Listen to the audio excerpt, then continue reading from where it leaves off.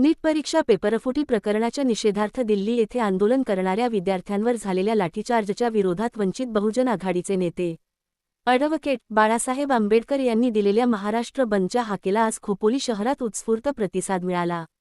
वंचित बहुजन आघाडीच्या वतीने विद्यार्थ्यांना न्याय मिळावा या मागणीसाठी शांततापूर्ण आंदोलन करण्यात आले। व्यापारी, व्यावसायिक, रिक्षा संघटना, सामाजिक संघटना आणि नागरिकांनी स्वयंस्फूर्तीने बंदमध्ये सहभागी होत विद्यार्थ्यांच्या आंदोलनाला पाठिंबा दिला। यावेळी रायगड जिल्हाध्यक्ष दीपक भाऊ गायकवाड यांनी विद्यार्थ्यांवरील अन्यायाचा निषेध व्यक्त करत दोषींवर कठोर कारवाईची मागणी केली। तसेच लोकशाही आणि संविधानिक मार्गाने लढा सुरू राहणार असल्याचे त्यांनी स्पष्ट केले।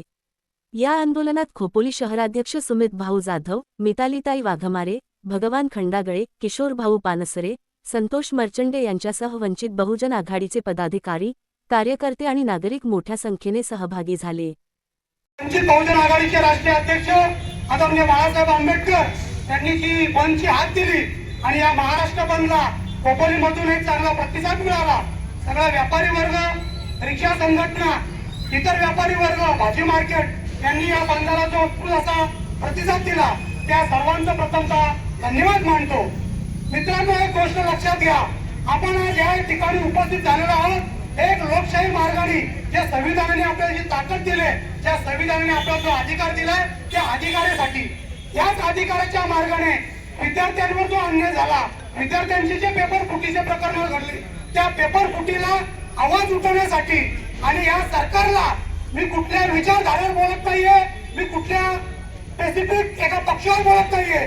जो सरकारमध्ये असतो, सरकारमधले काही महाभाग आहेत ते मीडियाच्या माध्यमातून, सोशल मीडियाच्या माध्यमातून सतत बोलत असतात की जर तुम्हाला तुमचे प्रश्न मांडायचे असतील तर पब्लिक मधून निवडून द्या आणि संसदेत मांडा। त्यांना या ठिकाणी मी आव्हान करतो, निवडून देण्याचा अधिकार ज्या मतदाराला आहे त्याच मतदाराला खाली खेचण्याचा अधिकार आहे आणि तुम्हाला प्रश्न विचारायचा अधिकार आहे आणि याच संविधानाने त्या प्रश्नाला उत्तर देण्याचं दायित्व हे त्या सरकारचं आहे आणि त्या सरकारचं ते दायित्व तुम्ही पार करत नाहीत। म्हणून असल्या हरामखोरांचा आम्ही या ठिकाणी राजीनामा मागत आहोत। सरकारमध्ये तुम्ही जरी असले तर मतदान जवळजवळ 60% लोक हे मतदान देतात, त्यातले 30 ते 35% मतदान ज्याला मिळतं ते सत्तेत बसतात, परंतु जर 35% काढले तर उरलेले 65% हे मतदार आणि ही लोकशाहीतले लोक हे आज पण विरोधात असतात आणि त्या विरोधाला त्या लोकशाहीने एवढी मोठी ताकद दिली की पंतप्रधानावर जो दर्जा आहे तोच दर्जा या देशातील लोकशाहीने या देशाच्या विरोधी पक्ष नेत्याला देखील दिला आहे।